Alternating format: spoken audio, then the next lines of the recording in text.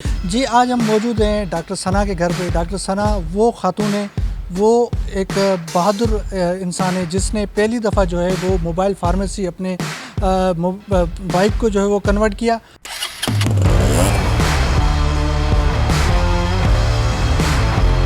आइए उनसे बात करते हैं, किससे इंस्पायर होकर ये मोबाइल फ़ार्मेसी बनाई।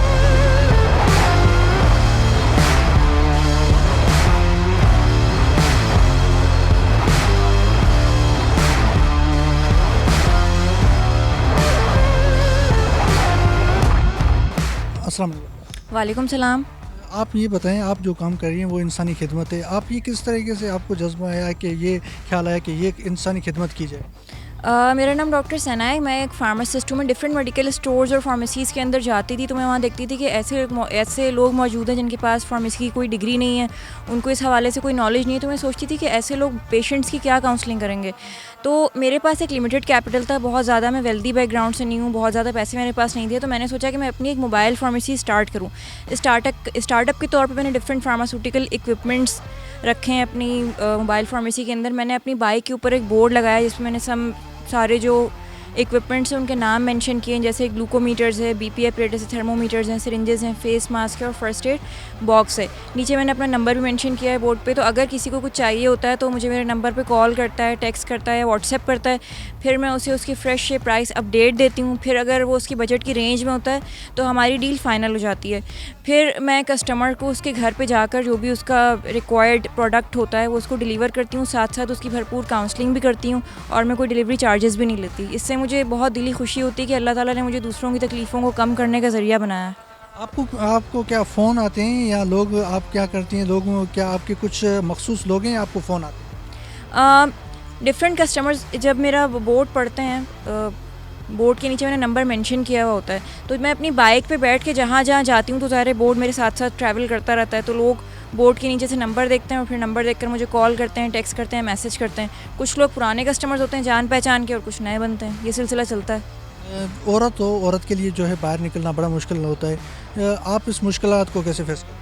हाँ, ये आपने बिल्कुल सही कहा कि जब मैंने बाइक राइडिंग स्टार्ट की, बहुत मेहनत से मैंने प्रैक्टिस की, मैं हमेशा ही नोटिस करती थी कि यहाँ लड़कियाँ बाइक राइडिंग नहीं करती हैं और मैं सोचती थी कि आखिर इसकी वजह क्या है।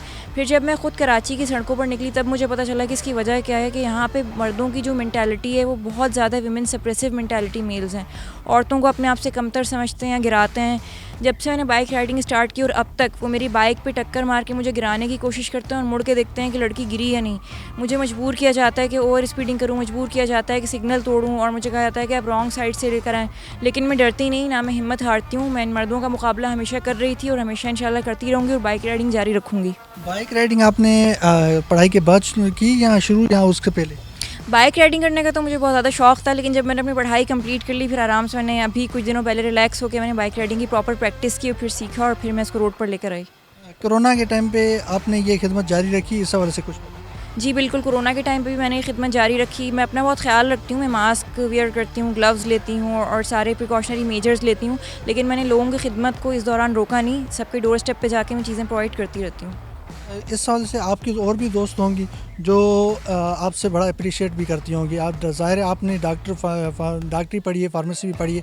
आप और कोई दोस्त हों जो आपके साथ इस काम में हिस्सा लेती हो? मैंने ये काम पाकिस्तान में फ़र्स्ट टाइम किया। इससे पहले मोबाइल फार्मेसी के कॉन्सेप्ट पाकिस्तान में बिल्कुल नहीं थे। इस कॉन्सेप्ट को फ़र्स्ट टाइम मैंने इंट्रोड्यूस किया और ये बिल्कुल मेरा फ्रेश स्टार्ट है। तो अभी लोगों को चेंज होने में थोड़ा टाइम लगेगा। लोगों के लिए कॉन्सेप्ट बिल्कुल नया है और मैं लोगों को ये टाइम देने के लिए तैयार हूँ कि अगर उनको वक्त लेना है तो लें। आहिस्ता आहिस्ता ये चीज़ लोगों के माइंड में पेनिट्रेट करेगी और इंशाल्लाह मैं इसका फ्यूचर बहुत ब्राइट देख रही हूँ। लेकिन अभी लोगों को थोड़ा समझने में और थोड़ा सा हिम्मत करने में ज़रा वक्त लगेगा। थोड़ा हिम्मत करने में लोग घबरा रहे हैं, उन्हें टाइम लगेगा। अच्छा, सिर्फ आपके लिए महदूद कोई इलाका है या पूरे कराची में आप ये करते हैं? मैं ओवरऑल पूरे कराची में डिलीवर करती हूँ। पूरे कराची में आप करती हैं, तो ये कॉल आपको अगर आ जाए बल्दिया से तो आप वहाँ पे भी पहुँच सकते हैं? मैं एक बाइकर हूँ, ऑब्वियसली मुझे पहुँचना होगा, मैं पहुँचूँगी। बाइक राइडिंग मेरा शौक़ है, तो इसलिए मैं तो बहुत इंजॉय करके ये काम करती हूँ कि मुझे बहुत मज़ा आता है इस काम में। ये मोबाइल फार्मेसी आपने कहा जिस तरीके से कि पाकिस्तान में पहली दफ़ा इंट्रोड्यूस आपने की, ये बड़ी बात है। इस हवाले से आप क्या बताएंगे कि ये क्या मैसेज देंगे कि मोबाइल फार्मेसी बनाना मुश्किल है, आसान है? इस हवाले से कुछ बताएं। अगर आपका जज्बा और लगन सच्ची हो ना और अगर आप मेहनत करने के लिए दिल से तैयार हों तो कोई भी काम मुश्किल नहीं होता है। हाँ, ये होता है कि वक्त ज़्यादा लगता है, आपको बहुत सारे चैलेंजेस को फेस करना पड़ता है, लेकिन आपका काम हो जाता है अगर आपकी नीयत सच्ची है, अगर आपकी लगन सच्ची है, अगर आप ये चाहते हैं कि आपको लोगों को हेल्प आउट करना है या अपनी तालीम से लोगों को फ़ायदा पहुँचाना है। मोबाइल फार्मेसी के क़याम का एक मकसद ये भी है कि बहुत सारे एरियाज़ होते हैं जहाँ पे मरीज़ों को दवाएँ मैसर नहीं होती हैं, फार्मासिस्ट वहाँ नहीं होते, या मेडिकल स्टोर्स वहाँ पे नहीं होते, या बहुत सारे आर्मी के या हमारे जो पुलिस एहलकार हैं वो ऐसे एरियाज़ पे ड्यूटी दे रहे होते हैं कि जो बहुत जहाँ गोलियाँ ज़्यादा चल रही होती हैं या जहाँ मेडिसिन अवेलेबल नहीं होती, तो वहाँ पे भी फार्मासिस्ट को जाके उनकी खिदमत करनी चाहिए। तो बेसिकली मोबाइल फार्मेसी के क़याम का मकसद यही है। बस ये आप थोड़ा मुझे बताइए कि आपने ये जब स्टार्ट किया तो इसमें फैमिली का कितना सपोर्ट था? फैमिली का ज़ाहिर है, आप फैमिली सपोर्ट सबसे बड़ी अहम चीज़ है कि फैमिली सपोर्ट करती है तो ज़ाहिर है बंदा बाहर निकलता है और ये पूरे जो भी इंसानी खिदमत होती है वो करता है। आप इस सवाल से बताएं, फैमिली की सपोर्ट आपको क्या? मेरी फ़ैमिली में बहुत खौफ व हिरास पाया जा रहा था कि लोग समझ रहे थे कि मैं अगर बाहर गई तो मुझे कोई टक्कर मार के गिरा देगा या खुदा न खास्ता मेरी हड्डी तोड़ देगा, लेकिन मैंने इस वहम को और खौफ को गलत साबित कर दिया। अल्लाह का शुक्र है, अल्लाह ताला ने मेरी हमेशा हिफाजत की और हमेशा करेगा।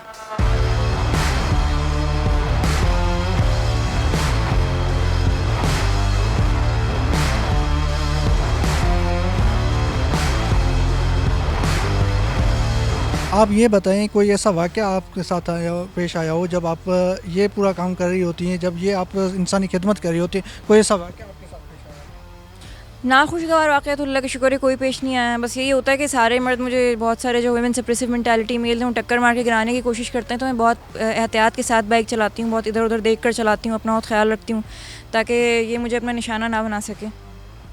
ये बताइए कि आप फार्मेसी में पहले आपको कॉल जब आती है तो पैसे जो आप उनसे लेती हो या जो है वो आप इंसानी खिदमत के लिए जो है वो अपने पैसे खुद खर्च करके उनके घर पे जाकर नहीं, जो प्रोडक्ट होती है उसके पैसे तो ज़ाहिर है मैं उनसे लेती हूँ, लेकिन मैं डिलीवरी फ्री करती हूँ, काउंसलिंग फ्री करती हूँ।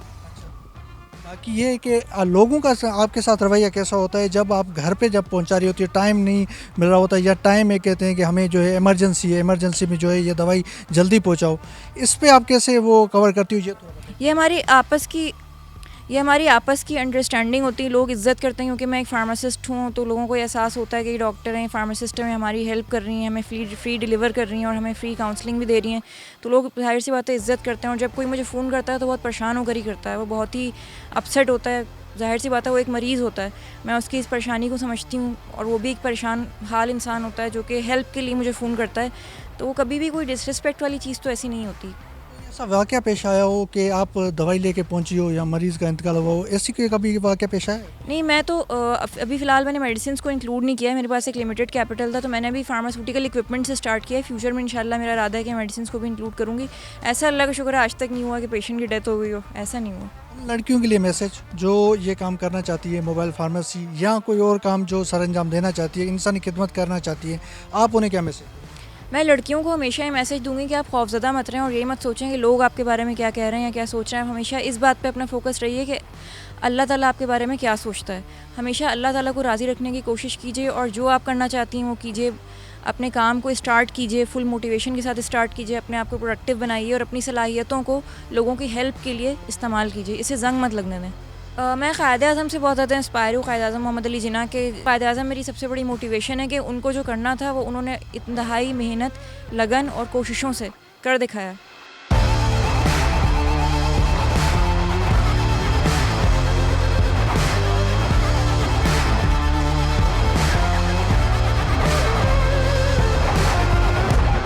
जी नाज़रीन, आपने डॉक्टर साहिबा की बात सुनी, वो किस तरह से लोगों की खिदमत करती है वो आप सब जानते हैं, और उसने बताया भी सही कि मैं जो है वो लोगों को जाकर घर पे मेडिसिन किस तरीके से जाकर डिलीवर करती हूँ, और ये जज्बा जो है हर किसी में होना चाहिए। इस तरीके से जिस तरीके से डॉक्टर साहिबा ने कहा कि ये जो घर पे जो हर इंसान को जो मेडिसिन है या ये ज़रूरत होती है, इस वजह से जो है मैं हर घर पर जाके लोगों की इंसानी खिदमत करती हूँ।